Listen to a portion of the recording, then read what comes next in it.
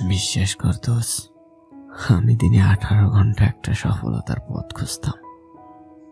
আমি সকাল 6টা থেকে বিকাল 5টা অব্দি ডিউটি শেষ করে বাসায় এসে 3টা ওয়ার্ক শেষ করে ঘুমাতাম একটা সফলতার জন্য, শুধুমাত্র ওর সামনে গিয়ে দাঁড়ানোর জন্য। আমি হাজারো ক্লান্তির মধ্যেও উঠে দাঁড়াতাম। আমি যদি এখানেই থেমে যাই, হয়তো ওকে হারিয়ে ফেলব।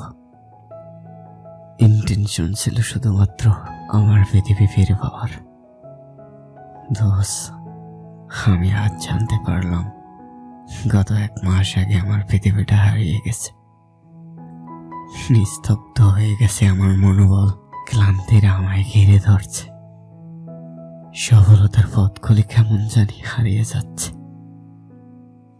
আমার জন্য দোয়া করিস দোস্ত, আমি যেন আবার স্বাভাবিক হতে পারি। মিস ইউ দোস্ত।